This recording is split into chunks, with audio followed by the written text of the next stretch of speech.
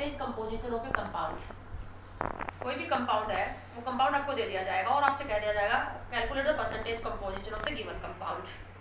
इसका क्या मतलब है? क्या एक कंपाउंड के अंदर एक एलिमेंट के जो एटम्स होंगे, उस एलिमेंट का जो जितना भी मास होगा उस मास की परसेंटेज कंपोजिशन का मतलब क्या होगा? The percentage of mass of each element in A given compound.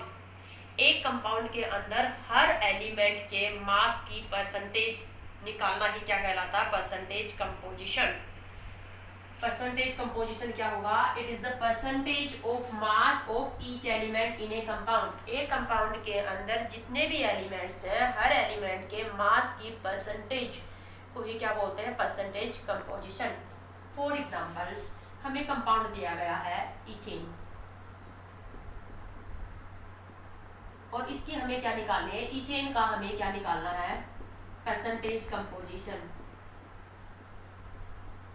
हमें कह दे कि calculate the percentage composition of ethane. अब फॉर्मूला पता होना चाहिए। इथेन का फॉर्मूला है C2H6। अब जो इथेन का जो एक मॉलिक्यूल है उसके अंदर दो ही टाइप के एलिमेंट है, कार्बन और हाइड्रोजन। अब हमें कार्बन का जितना भी मास है उसकी परसेंटेज निकालनी है, हाइड्रोजन जो एलिमेंट है उसका जितना भी मास है उसकी परसेंटेज निकालनी है।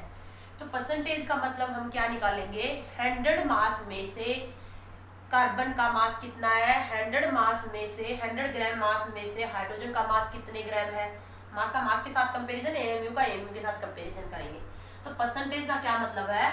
अगर हमें 100 ग्राम मास दिया होता इस कंपाउंड का, तो उसमें एक एलिमेंट का मास कितना होता, इसका मतलब ये है। तो इसके लिए हम इसका निकाल लेते हैं मोलर मास। अब मोलर मास कैसे निकालते हैं? मॉलिक्यूलर मास कैसे निकालते हो? एटॉमिक मास का सम करते हो। कार्बन का एटॉमिक मास है 12 और एटम कितने हैं? 2, तो 12 इंटू 2 प्लस हाइड्रोजन का एटॉमिक मास है 1 और कितने हैं? 6, तो 1 इंटू 6। तो यहाँ पर देख रहे हो जो कार्बन जो एलिमेंट है उसका एटॉमिक मास है 24 प्लस हाइड्रोजन जो एलिमेंट है उसका एटॉमिक मास है 6। इस एक और ये टोटल कितना आ गया हमारे पास? 30।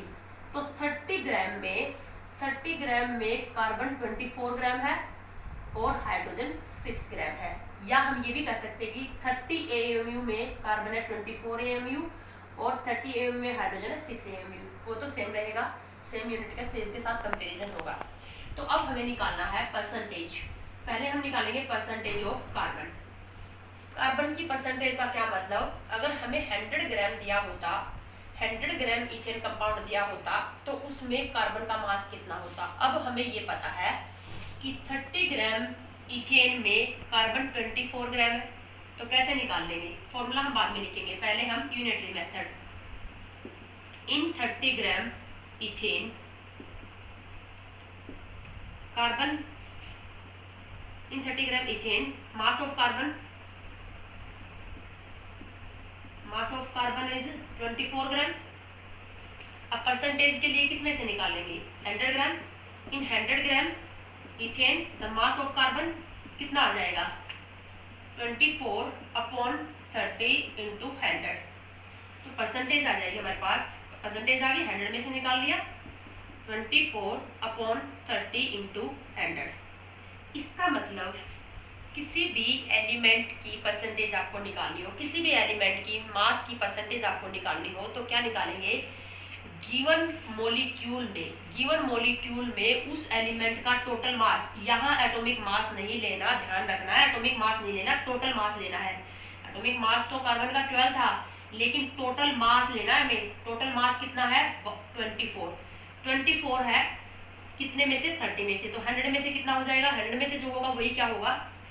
Mass percentage. तो ऊपर लेना है जितना एक मॉलिक्यूल में एक एलिमेंट का एटॉमिक मास दिया है वो अपॉन इसका मॉलिक्यूलर मास इनटू 100।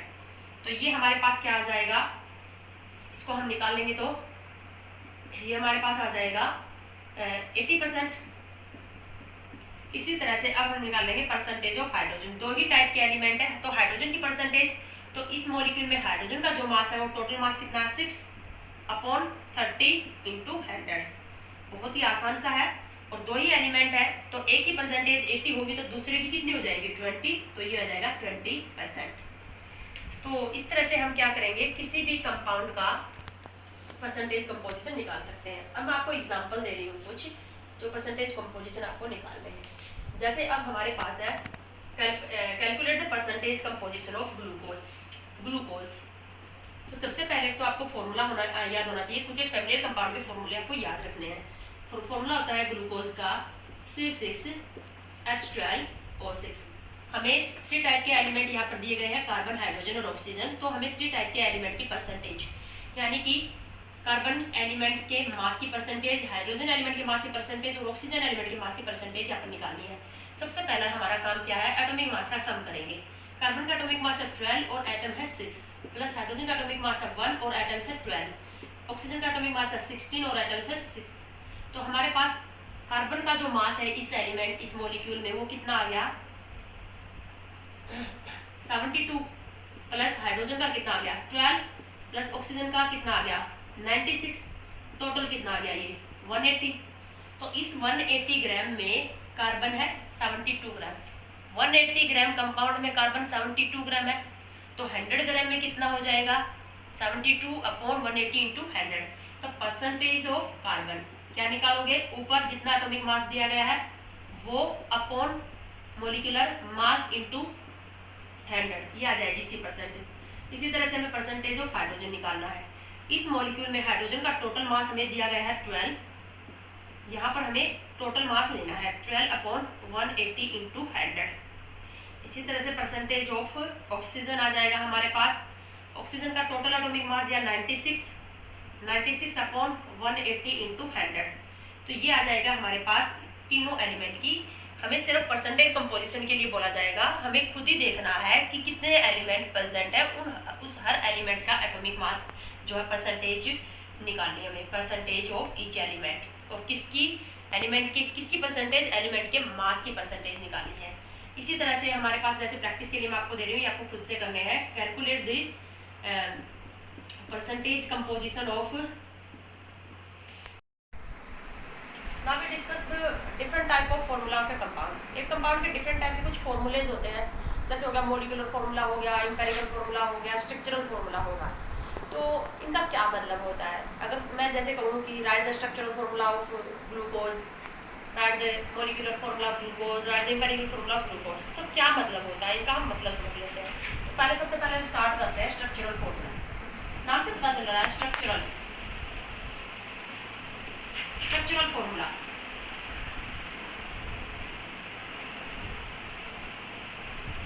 इसका मतलब हमें स्ट्रक्चर लिखना है। स्ट्रक्चर का क्या मतलब, हम स्ट्रक्चर कैसे लिखेंगे, ये फॉर्मूला हमें क्या बताएगा कि जो डिफरेंट एटम्स हैं वो कौन एटम किसके साथ बॉन्ड बनाए हुए हैं।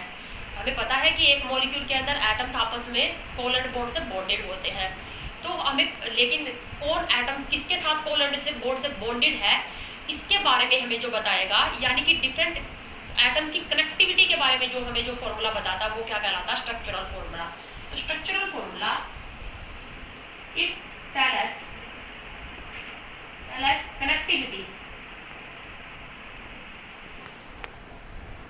connectivity of atoms in a molecule।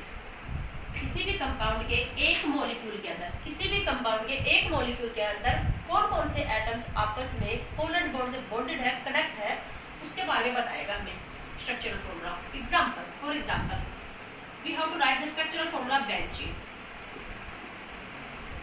Benzene का मॉलिक्यूल फॉर्मूला है हमारे पास C6H6। इसका स्ट्रक्चरल फॉर्मूला हमें लिखना है। तो स्ट्रक्चरल फॉर्मूले में हम क्या लिखेंगे, हमें देखना है कि कौन कौन से एटम्स आपस में कैसे कैसे कनेक्टेड है। 6 कार्बन एटम है और 6 जो हाइड्रोजन एटम है, लेकिन कौन किसके साथ कनेक्टेड है और कितने कितने बॉन्ड के साथ कनेक्टेड है। हम देख रहे हैं कि एक कार्बन जो है वो 2 कार्बन के साथ आपस में जुड़ा हुआ है और एक हाइड्रोजन के साथ जुड़ा हुआ है। हर कार्बन के साथ क्या जुड़ा हुआ है, एक हाइड्रोजन। तो और अल्टरनेट डबल बॉन्ड प्रेजेंट है। अल्टरनेट क्या है, double bond, double single and double. तो ये है स्ट्रक्चरल फॉर्मूला बेंजीन। इस फॉर्मूले को देखकर हमें क्या पता चल रहा है हमें ये देख कर पता चल रहा है कि जो 6 कार्बन एटम और जो 6 हाइड्रोजन एटम है वो कौन कौन एटम किसके साथ कनेक्ट है और कितने बॉन्ड के साथ कनेक्ट है। तो हमें ये देखने से पता चला है कि each carbon atom is bonded to 2 carbon atom and 1 hydrogen atom and alternate single and double bond are present. इसी तरह से हमें लिखना है स्ट्रक्चरल फॉर्मूला ऑफ ईथेन। अब हमारे पास ईथेन है C2H6, तो C2H6 ये तो मोलिकुलर फॉर्मूला, इसका स्ट्रक्चरल फॉर्मूला। तो हमें देखना है कि 2 कार्बन और 6 हाइड्रोजन आपस में किस तरह से कनेक्ट है। तो इसका जो स्ट्रक्चरल फॉर्मूला है वो हम ऐसे लिखेंगे। तो ये जो हमने फॉर्मूला लिखा स्ट्रक्चरल फॉर्मूला, इससे हमें कनेक्टिविटी का पता चला। इससे हमें ये पता चला each carbon atom is bonded to 3 hydrogen atom and 1 carbon atom. एक कार्बन एटम एक कार्बन और 3 हाइड्रोजन के साथ कनेक्ट है। तो ये जो फॉर्मूला जो हमें एटम्स की कनेक्टिविटी के बारे में बताता है, कौन कौन से एटम्स आपस में बॉन्डेड है, कितने बॉन्ड से, वो होगा स्ट्रक्चरल फॉर्मूला। उसके बाद नेक्स्ट जो फॉर्मूला है वो है हमारे पास molecular formula. Molecular formula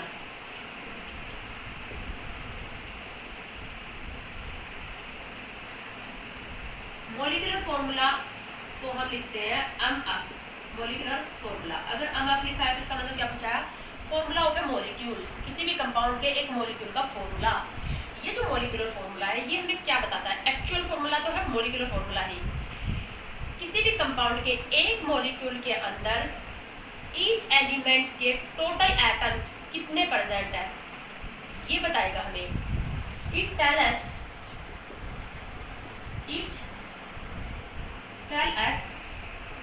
total atoms of each element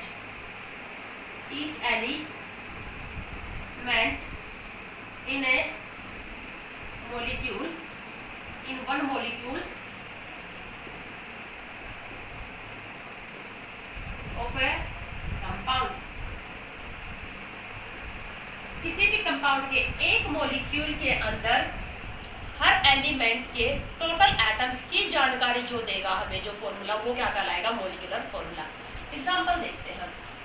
for example glucose, compound है ग्लूकोज, इसका जो मॉलिकुलर फॉर्मूला होता है वो होता है C6H12O6। The molecular formula of glucose is C6H12O6। तो इस फॉर्मूले को देखकर हमें ये पता चल रहा है कि जो कार्बन जो एलिमेंट है उसके 6 एटम्स है, हाइड्रोजन एलिमेंट के 12 एटम्स है और ऑक्सीजन एलिमेंट के फर्दर 6 एटम्स है। तो हर एलिमेंट के टोटल एटम्स की जानकारी देने वाला जो फॉर्मूला होगा वो क्या होगा, मॉलिकुलर फॉर्मूला। अब मॉलिकुलर फॉर्मूला का जो हम मास निकालेंगे वो क्या निकालेंगे, हमें मॉलिकुलर मास।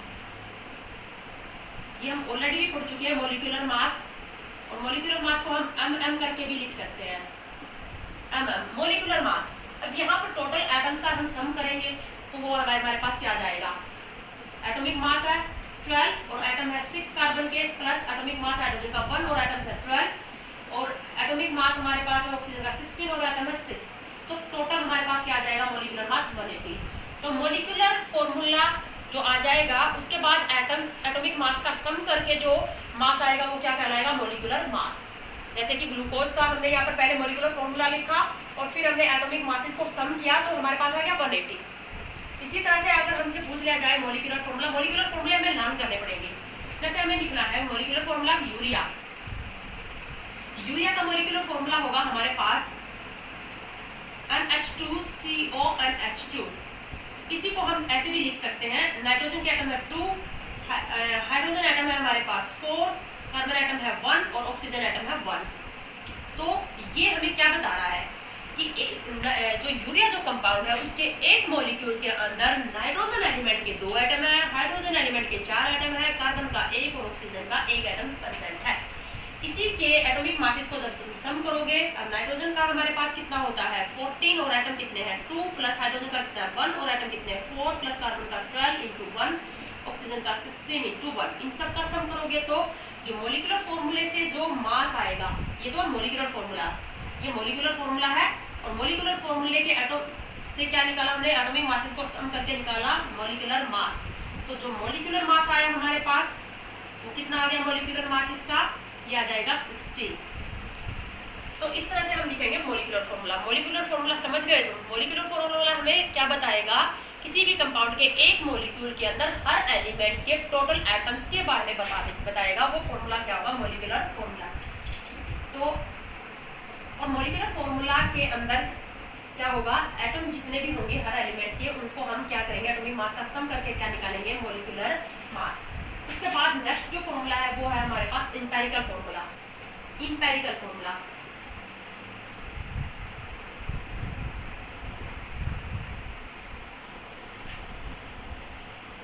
इंपेरिकल फॉर्मूला को हम लिखेंगे EF। इंपेरिकल फॉर्मूला EF से लिखेंगे empirical formula.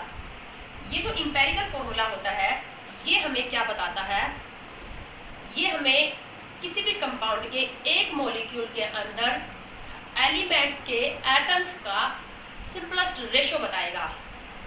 Simplest ratio, it tell us the simplest ratio of atoms of each element in a one molecule of a given compound. It tells us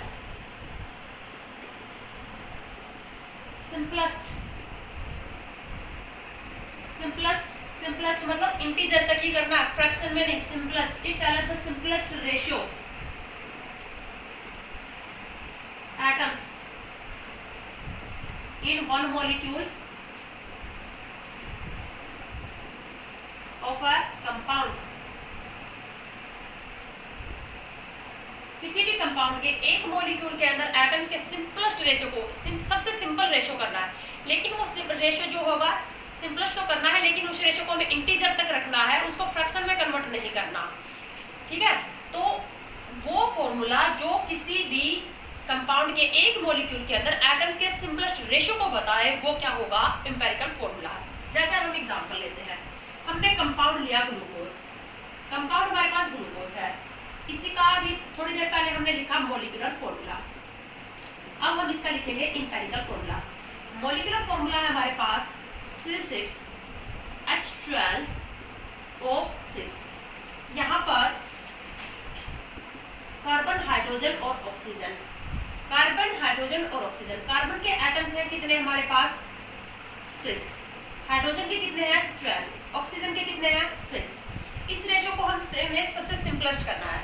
सबसे simplest करने के लिए मैंने क्या किया, हमने इसको 6 से डिवाइड कर दिया। 6 से डिवाइड कर दिया सबसे सिंपलेस्ट रेशो लाने के लिए। तो ये हो गया 1, ये हो गया 2 और ये हो गया 1। यानी कि हमारे पास कार्बन हो गया कितना, 1, हाइड्रोजन हो गया 2, ऑक्सीजन हो गया 1। इसी को हम क्या लिख सकते हैं, ऐसे भी लिख सकते हो CH2O। तो ये फॉर्मूला हो गया एम्पिरिकल फॉर्मूला ग्लूकोज का। ग्लूकोज का एम्पिरिकल फॉर्मूला हो गया CH2O। ये जो CH2O जो फॉर्मूला है, इसमें तुम्हें क्या पता चल रहा है, सबसे सिंपलेस्ट रेशो मतलब कार्बन, हाइड्रोजन और ऑक्सीजन, हर एलिमेंट के एटम्स का सबसे सिंपल रेशो क्या है, 1 to 1। 1 to 1 की फॉर्म में। इससे सिंपल नहीं हो सकता ये रेशो, इससे सिंपल फिर इंटीजर नहीं रहेगा, फ्रैक्शनल हो जाएगा। तो सिंपलेस्ट रेशो के बारे में, सभी एलिमेंट्स के सिंपलेस्ट एटम्स के सिंपलेस्ट रेशो के बारे में बताएगा जो फॉर्मूला, वो क्या होगा, एम्पिरिकल फॉर्मूला। अब एम्पिरिकल फॉर्मूला के अंदर जो एटम्स प्रेजेंट होते हैं उन एटम्स के मास का सम ही क्या कहलाएगा, एम्पिरिकल फॉर्मूला मास। अब जैसे हमारे पास क्या आ गया, ये एम्पिरिकल फॉर्मूला आ गया ग्लूकोज का। अब इसका एटॉमिक मास का हम सम करें, कार्बन का एटम 1 है और एटॉमिक मास है 12, प्लस हाइड्रोजन के एटम कितने हैं, 2 और एक का 1 होता है तो 2 का 1 × 2 प्लस ऑक्सीजन का कितना हो जाएगा, 16। तो यहाँ पर अब हम ये निकालेंगे एम्पिरिकल फॉर्मूला से, जो हम मास निकालेंगे वो क्या कहलाएगा, एम्पिरिकल फॉर्मूला मास। 12 + 2 + 16, ये हमारे पास कितना आ जाएगा, आई थिंक 30 आ गया। तो ये आ गई, ये 30 क्या आ गया, एम्पिरिकल फॉर्मूला मास। क्या आ गया, empirical formula mass.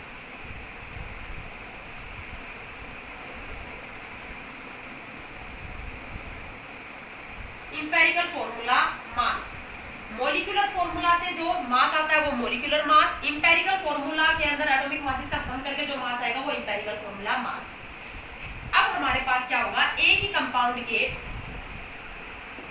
Molecular mass और एम्पिरिकल फॉर्मूला मास का जो रेशियो होता है वो हमेशा अन आता है, और अन क्या होगा, एक इंटीजर होगा। ये हमेशा एक इंटीजर आएगा। किसी भी कंपाउंड के मॉलिक्यूलर फॉर्मूला से जो मास निकाला मॉलिक्यूलर मास, और इंपेरिकल फॉर्मूला से जो मास निकाला empirical formula mass. And molecular mass and empirical formula mass is always an integer. ये हमेशा एक होल नंबर आएगा, 2 आएगा, 3 आएगा, 1 आएगा, 4 आएगा। इसको बोलते हैं हम अन। अन क्या है? Ratio of molecular mass and empirical formula mass. जैसे ग्लूकोज के लिए निकाल लेते हैं।